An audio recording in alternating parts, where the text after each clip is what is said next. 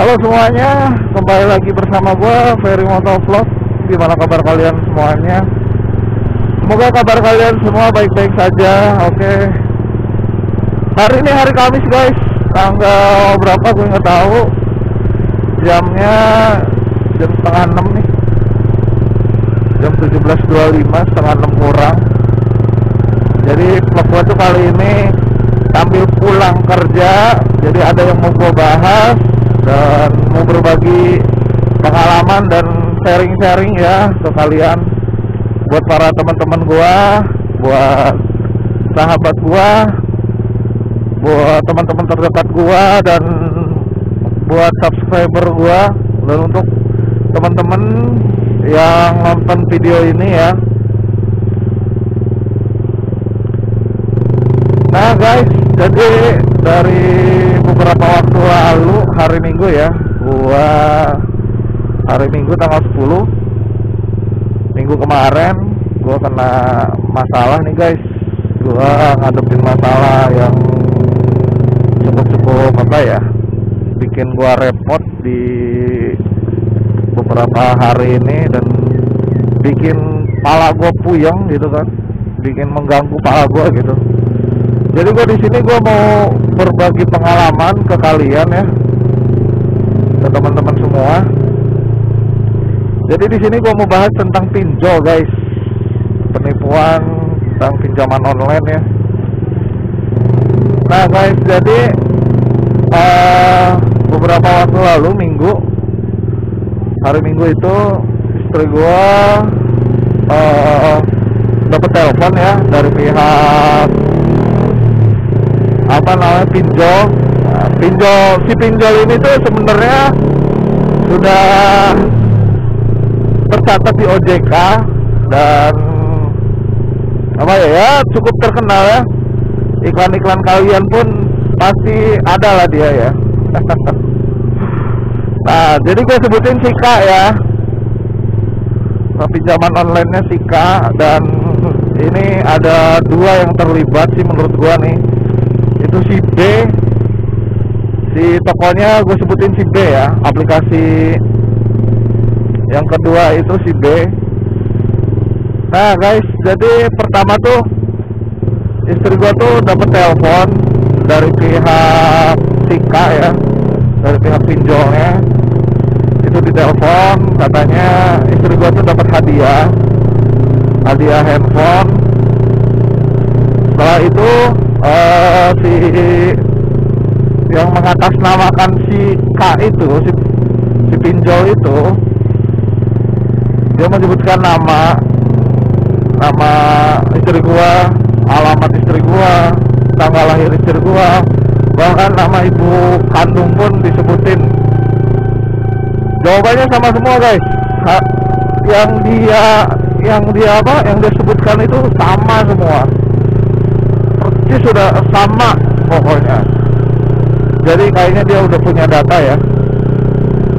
Setelah itu istri gue itu kata dari si oknumnya itu, dia nelpon, katanya saya bakal kirim handphonenya ke alamat mbak, dan mohon untuk konfirmasi saya akan kirimkan OTP. Nah, dikirimkanlah OTP-nya tuh via WhatsApp ya. Nah, jadi istri gue langsung kirim, sebutin OTP-nya sekian, disebutkanlah sama istri gue. Setelah itu dia bilang kode OTP-nya udah, dan nanti bakal dikirimkan handphonenya ke alamat mbak ya, gitu. Oke, setelah itu istri gue pun gak sadar gitu. Untuk oknum ini tuh kayak hipnotis gitu kan. Istri gue tuh gak sadar apa-apa. Setelah itu bunyi SMS. Ping. Nah, SMS ini modelnya kayak gini ya. Jadi transaksi Anda berhasil sekitar 750, cicilan pertama 750, dan nominalnya 9 juta. Nah, disinilah istri gua langsung sadar ini gua belanja apa, gua nggak gini-gini ya kan. Ternyata pas dilihat di aplikasi pinjolnya itu gua kena tagihan 9 juta guys, untuk cicilan 12 bulan 750 per bulannya. Nah, gua ditelepon tuh sama istri gua lagi di jalan, suruh pulang dulu. Dan di hari Minggu itu gua pulang. Setelah pulang, waduh beneran ini istri gua kena tipu gitu loh. Gua kira bohongan. Habis itu gua lihat aplikasinya itu dia transaksi di mana. Gua lihat dia transaksi di toko B ya, di aplikasi si B. Nah, si B ini hari Seninnya gua telepon karena di hari Minggu itu gua bener-bener blank, pikiran gua tuh nggak tahu harus gimana gitu kan. Akhirnya gua agak tenang di hari Minggu, di hari Senin lah gua telepon orangnya. Gua telepon si tokonya ya, dia kan melakukan pembayaran di aplikasi pinjolnya, tapi dia membeli sesuatu di aplikasi si B. Nah, si B ini gua telepon, dan kalau bisa mohon dihentikan nih transaksinya gitu kan. Takutnya itu barang yang dia beli itu belum sampai gitu. Nah, oke, setelah itu dia ngomong, dan kata dia bilang dari customer service si B ini bilang tunggu 3 kali 24 jam. Oke, ditunggulah. Tapi nggak sampai 3 kali 24 jam, nggak sampai 3 hari, bahkan nggak sampai 10 jam pun nggak, 5 jam pun nggak, sekitar 2 jam 3 jam. Gua telepon jam 5, dapat kabar lagi jam 8, ternyata udah nggak bisa dibatalin karena transaksinya sudah berhasil dan si barangnya sudah diterima sama si pelaku. Di sini gue sangat kecewa banget nih sama si B ya, begitu cepetnya gitu loh, transaksinya cepet banget gitu, padahal di hari Minggu loh, itu ditelepon jam 12 hari Minggu. Ya, gua nggak tahu lah ini modusnya gimana lagi ya. Mungkin dari si toko dan si oknum ini bisa jadi apa ya, salah satu inceran gitu, apa namanya, kerjasama gitu, gua nggak tahu. Nah, di hari Minggu itu tuh istri gua langsung datang ke Kapolda, dan laporan Kapolda sudah dibuatkan surat dari Polda. Oke, gue siap kan.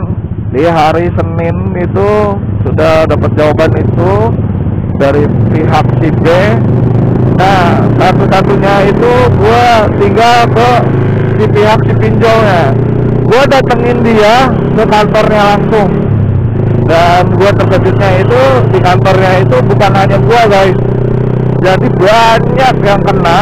Itu sekitar 12 orang kalau nggak salah di hari yang sama ya, hari Selasa gua ke kantornya itu rame guys, 12 orang. Dan di hari Senin itu gua lihat daftar hadir itu ada 14 orang.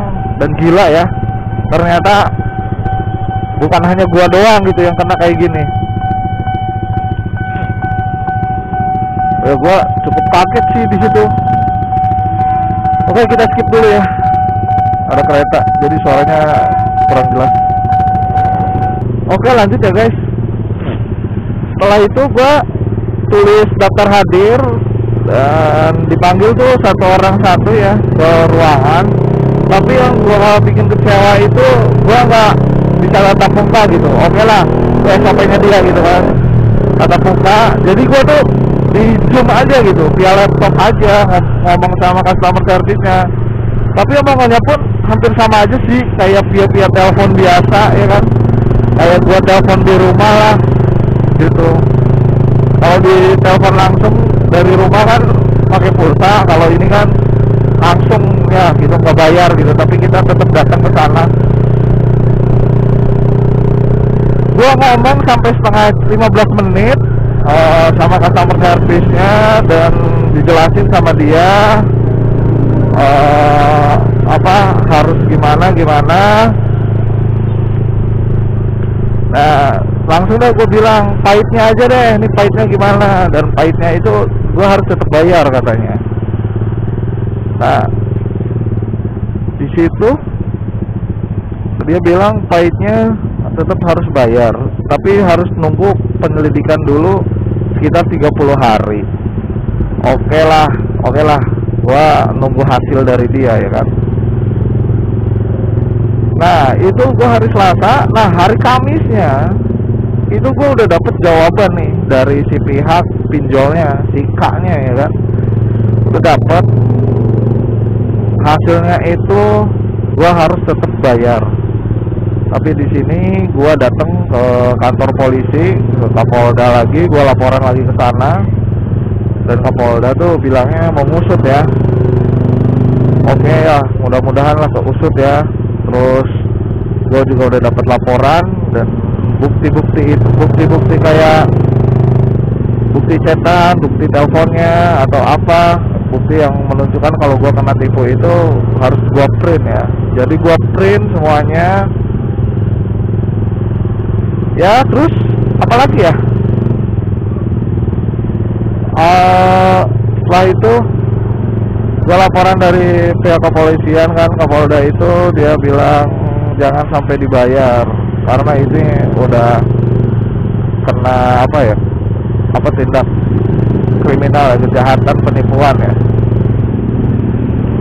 udah kena undang-undang ya.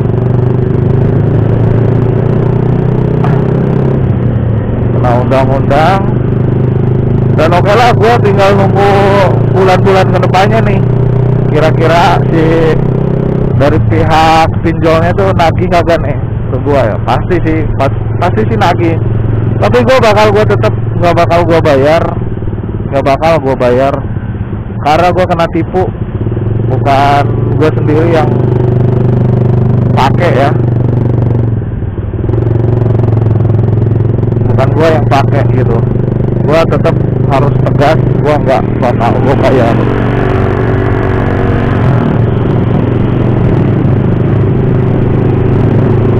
Memang ini kesalahan istri gue ngasih kode OTP, tapi istri gue tuh bener dengan keadaan tidak sadar guys. Kayak selain gitu sih, gue juga nggak percaya sih, tapi dia nggak sadar aja gitu. Nah, jadi kayak gitu guys ceritanya. Jadi untuk kalian semua ya, buat teman-teman, jangan sampai ya pakai aplikasi kayak gitu ya, pinjol gitu. Kalau emang nggak kepepet banget, janganlah. Sebelumnya sih istri gue itu pakai aplikasi itu baru 2 bulan ya, karena kalau kepepet aja gitu dipakainya. Nah itu pun gue tagihan pun nggak sampai berbulan-bulan, karena gue ngutang sekarang bayar bulan depan gitu. Jadi nggak pernah gitu yang namanya bayar beberapa bulan gitu, enggak ya kan.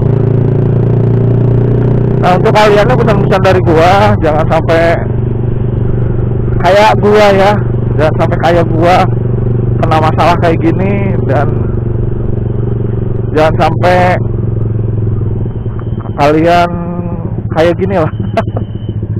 Gua nggak tahu lah gua mau ngomong kayak gimana ya. Ya mudah-mudahan lah kalian selalu dilindungi sama Allah ya, Subhanahu wa ta'ala. Ini juga pelajaran banget buat gua, pelajaran juga buat kita semua. Kalau ada nomor yang tidak bisa yang tidak dikenal, kalau bisa jangan diangkat ya. Itu aja sih pesan dari gua.